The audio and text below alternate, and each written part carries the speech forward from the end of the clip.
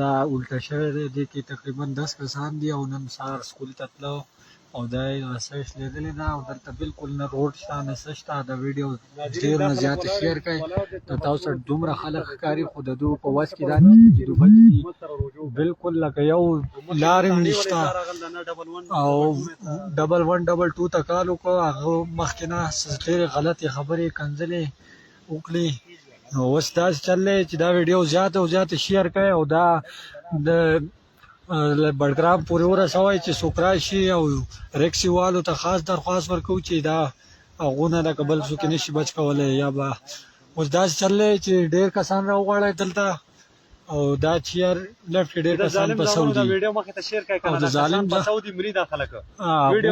ساګارې بندې شوي دي او 10 کسان دي. ډېر زیات کوشش وکړئ او دلته بالکل نیټ ورک نشته. دا تقریبا د 7 بجو نه پسو دي.